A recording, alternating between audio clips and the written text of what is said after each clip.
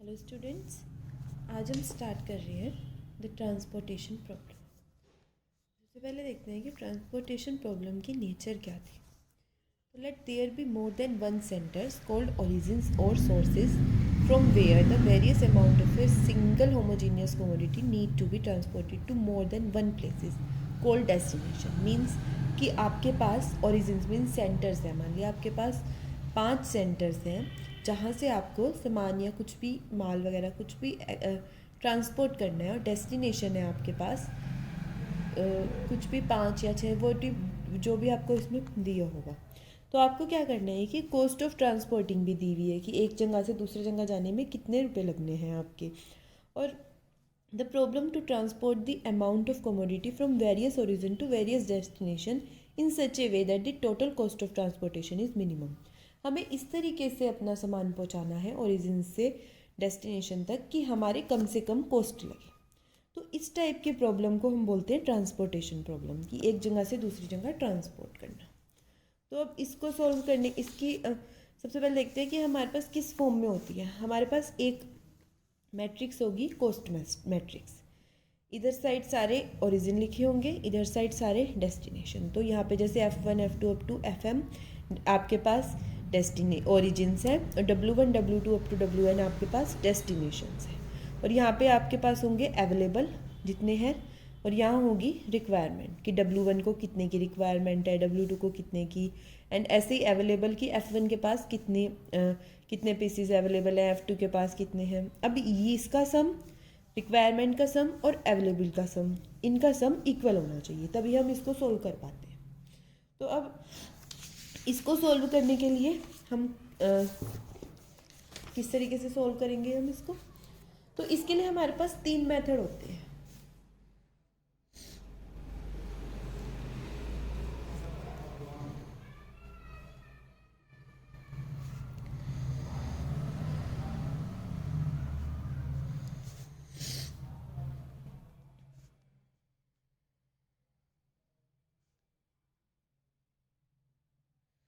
तो सबसे पहला मेथड इसमें है हमारे पास north west corner rule.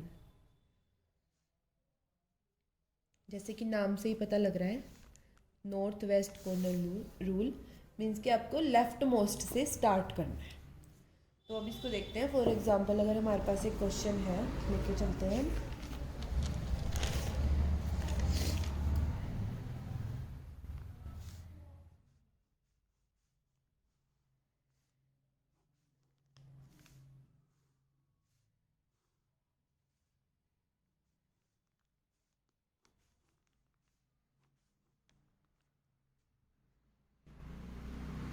To, यहाँ पे कॉर्नर में इसकी कॉस्ट लिख देंगे।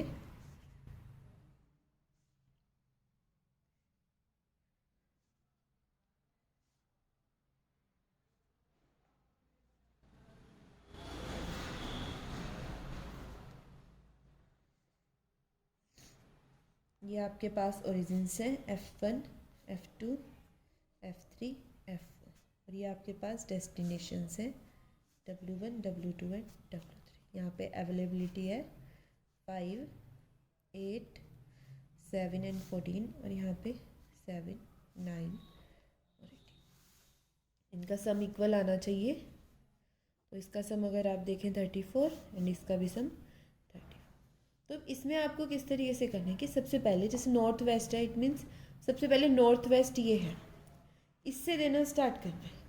तो अगर आप देखें इसमें अवेलेबिलिटी है 5 की, कि अगर आप F1 से W1 में ट्रांसपोर्ट कर रहे हैं तो आप 5 पीसेस कर सकते हैं, और उसको W1 को रिक्वायरमेंट है 7 की, तो आप 5 उसको दे देंगे। 2 की रिक्वायरमेंट बची है, ठीक है, वो उसको F2 से मिल जाए। तो जो बचे हैं 2 वो F2 से मिल जाए। इसके बाद आते हैं इस पे। अब यहाँ पे हमारे पास इसकी तो इसकी अवेलेबिलिटी तो ख़त्म हो चुकी है F1 की। अब F2 पे और W1 की रिक्वायरमेंट ख़त्म हो चुकी है, तो अब F2 और W2 से स्टार्ट करेंगे। अब इसको रिक्वायरमेंट तो है 9 की एंड अवेलेबल है 8, जिसमें से 2 हम दे चुके हैं W1 को। तो इसका मतलब यहाँ पे बचे हैं सिर्फ 6। तो 6 इसको दे दिए। अब 6 तो इसको F2 से मिल गए, बचे कितने 3 इसको F3 देगा।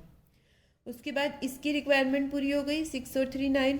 अब यहाँ पे 6 और 2 8, इसकी रिक्वायरमेंट पूरी हो गई। अब इसको 3 तो इसको यहाँ से मिल चुके हैं, और बाकी इसको अवेलेबल कितने हैं इसके पास, F3 के पास 7, और 3 इसने W2 को दे दिए। तो अब यहाँ पे आगे चलते हैं। W3 को रिक्वायरमेंट है 18 की, और यहाँ पे 3 यहाँ जा चुके हैं, तो यहाँ बचते हैं 4, और यहाँ पे बचे हुए सारे 14 W3 को F4 से मिल गए। तो यहाँ पे अगर हम देखें, इनका सम इसके इक्वल आना चाहिए, एंड इनका सम इसके इक्वल, इनका सम इसके इक्वल। और ऐसे ही अगर रोज में देखें, इसका सम इसके इक्वल, इसका सम इसके इक्वल, इसका सम इसके इक्वल, इसका सम इसके इक्वल। तो अब अगर देखें इसमें F1 से W1 में कॉस्ट 2 है एंड यूनिट्स 5 गई, तो 10 यूनिट्स जो भी मतलब रुपीज़ में 10 रुपीज़ इसके खर्च हुए। उसके बाद F2 से W1 में 3 उसकी कॉस्ट एंड 2 यूनिट्स गई, तो ये 6 रुपीज़। फिर F2 से W2 में 3 उसकी कॉस्ट एंड 6 यूनिट्स, तो 18 रुपीज़। F3 से W2 में 4 कॉस्ट 3 यूनिट्स 12। F3 से W3 में 7 कॉस्ट एंड 4 यूनिट्स, तो 28। एंड लास्ट F4 से W3 में 2 कॉस्ट एंड 14 यूनिट्स, तो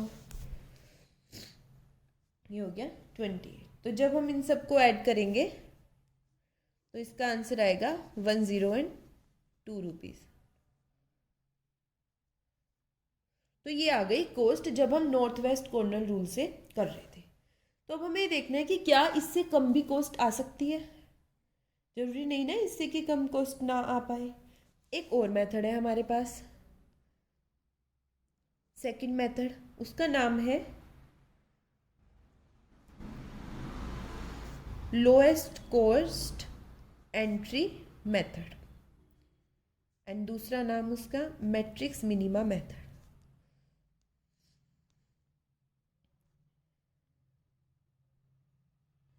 तो अब इस मेथड में हम क्या करेंगे, जैसे नाम से पता चल रहा है लोएस्ट कॉस्ट एंट्री मेथड, मतलब जिसकी कॉस्ट सबसे कम है उसको सबसे ज़्यादा मिलना चाहिए ट्रांसपोर्ट। तो अब देखते हैं।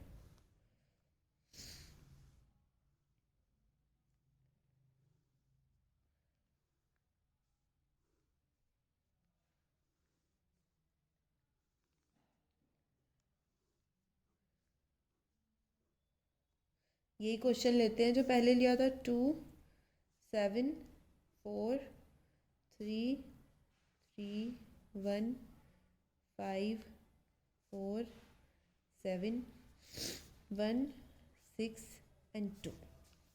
तो अब इसमें लोएस्ट कॉस्ट देखेंगे सबसे पहले, W1 W2 W3, F1 F2 F3 F4, यहाँ availability requirement 7 9 18 and availability 5 8 7 and 14। तो अब आप देखेंगे इसमें सबसे लोएस्ट कॉस्ट कितनी है, 1। तो 1 को जितना भी ज़्यादा से ज़्यादा आप दे सकते हैं उतना दे दीजिए। तो यहाँ पे 1 को रिक्वायरमेंट है 7 की, अवेलेबल है 14, तो 7 इसको दे दीजिए। इस वाले 1 को रिक्वायरमेंट है 18 की, अवेलेबल है 8, तो यहाँ पे 8 दे दीजिए। उसके बाद नेक्स्ट कॉस्ट है 2 1 के बाद, तो यहाँ पे इसकी रिक्वायरमेंट 7 थी W1 की, जो कि यहाँ पूरी हो चुकी है, तो इसको आगे नहीं देना। इस वाली कॉस्ट 2 की रिक्वायरमेंट है 18, 8 यहाँ हो चुके हैं, तो यहाँ पे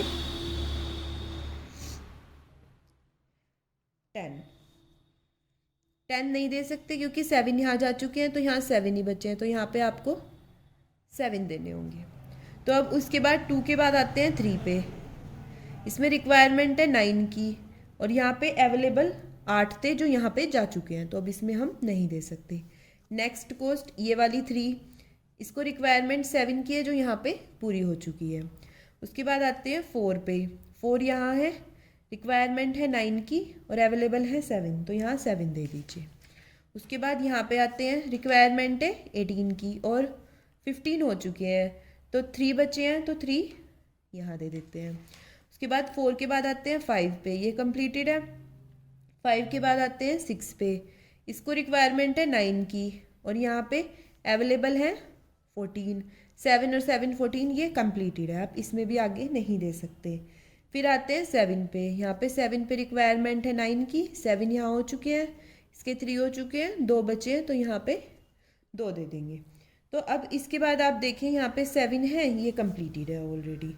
तो अगर आप टोटल देखें, यहाँ 7 की रिक्वायरमेंट 7 कंप्लीटेड, यहाँ 9 की रिक्वायरमेंट 9 कंप्लीटेड, यहाँ 18 की रिक्वायरमेंट, यहाँ 18 कंप्लीटेड, और इधर भी देखें 3 और 2 5, 8 7 एंड 14।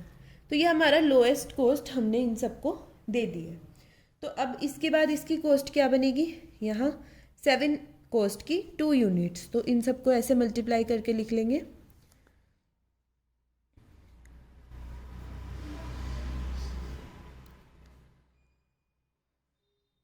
तो इसकी कॉस्ट आती है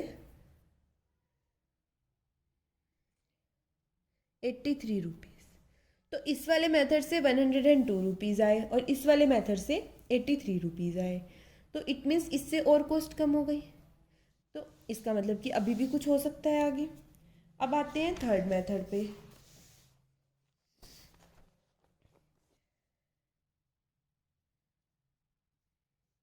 मेथड थर्ड है यूनिट कॉस्ट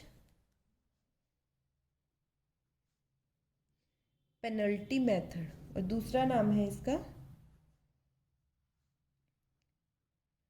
वोगल्स अप्रोक्सीमेशन मेथड। अब इसके लिए आप कैसे करेंगे, हम वही क्वेश्चन लेके चलते हैं जो हमने पहले लिया है। इसमें अब आप जो भी आपके पास हर एक रो में लोएस्ट कॉस्ट है, जैसे फर्स्ट रो है, इसकी लोएस्ट कॉस्ट है 2 एंड उससे नेक्स्ट 4, इन दोनों का जो डिफरेंस आए 4 - 2 2, उसको पेनल्टी की तरह लिख लें यहाँ पे पी डाल के। ऐसे ही इसमें लोएस्ट कॉस्ट 1 एंड उससे नेक्स्ट 3, तो 3 - 1 2। उसके बाद यहाँ पे लोएस्ट कॉस्ट 4 एंड उससे नेक्स्ट 5, 5 - 4 1। यहाँ पे लोएस्ट कॉस्ट 1 एंड उससे नेक्स्ट 2, तो 2 - 1 1। सेम फॉर कॉलम 1 और 2 का 1 एंड लोएस्ट 3 और 4 अगेन 1 एंड 1 एंड 2 अगेन 1। तो इनमें अब जो भी आपकी पेनल्टीज आई हैं, इसमें जो भी सबसे हाईएस्ट है उसको लेंगे। इसमें आपके पास 2 हैं, 2 और 2 मैक्सिमम, तो आप कोई भी ले सकते हैं। इसको ले लिया आपने मैक्सिमम। अब इस मैक्सिमम पेनल्टी में लोएस्ट कॉस्ट पे आपको वो देनी है, अलॉटमेंट करना है। तो यहाँ पे आपके पास 2 है लोएस्ट कॉस्ट, तो इसमें रिक्वायरमेंट है 7 की, अवेलेबल है 5, तो आप यहाँ पे 5 दे दीजिए। यहाँ 5 एंट्री हो गई। अब इसका कोई काम नहीं रहा क्योंकि ये तो दे ही नहीं सकते और 5 हमने पूरे दे दिए, तो इस रो को हटा दीजिए। तो अब जब इस रो को आप कट कर देंगे, आपके पास बस इतना बचेगा। तो फिर से इसको लिया,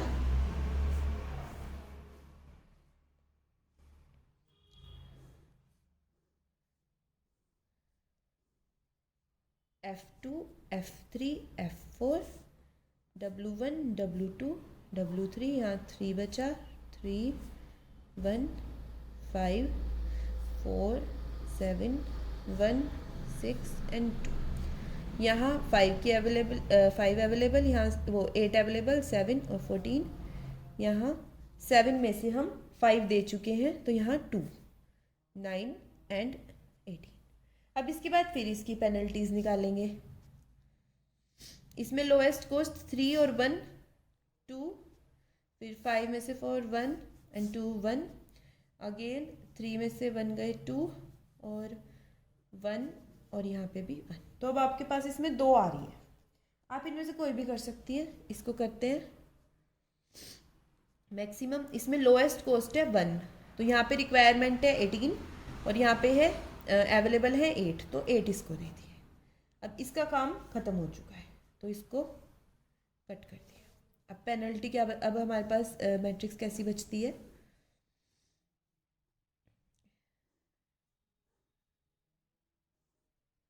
F3 एंड F4, यहाँ 5 4 7 1 6 2।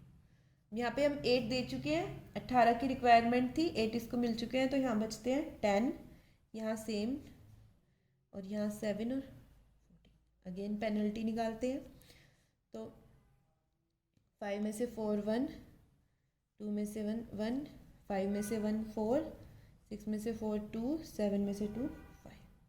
ये मैक्सिमम आई है, तो इस मैक्सिमम में लोएस्ट कॉस्ट ये है 2, तो इसको रिक्वायरमेंट है 10 की और अवेलेबल है 14, तो इसको 10 दे दिए। अब ये वाली कट हो जाएगी, तो उसके बाद आपके पास बचेगी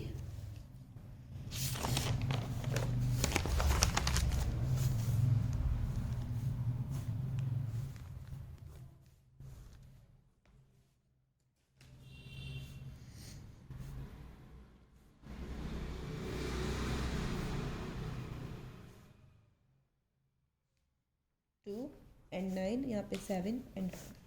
पेनल्टी यहाँ 1, यहाँ 5, यहाँ 4, यहाँ 2। इसमें मैक्सिमम ये है, तो इसमें लोएस्ट कॉस्ट है 1, रिक्वायरमेंट है 2 की, अवेलेबल है 4, यहाँ 2 दे दिया। तो अब ये कंप्लीट हो चुका है, अब केवल ये बचा है आपके पास, इसमें से यहाँ पे अब 2 बच गए, तो लास्ट क्या बच गई, ये।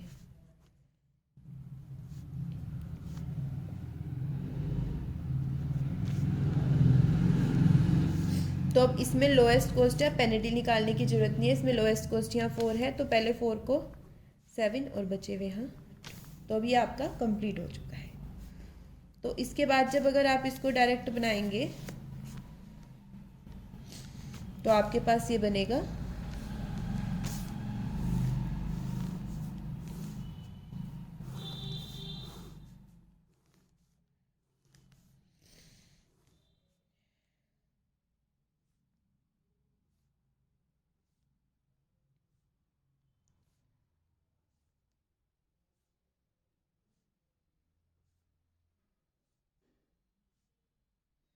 हमने इसको 5, इसे 8, इसे 7, इसे 2 और ये 10, ये 2 ऐसे किया था।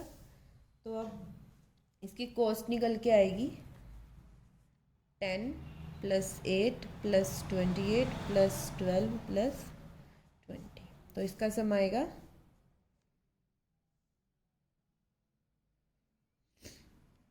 10 + 8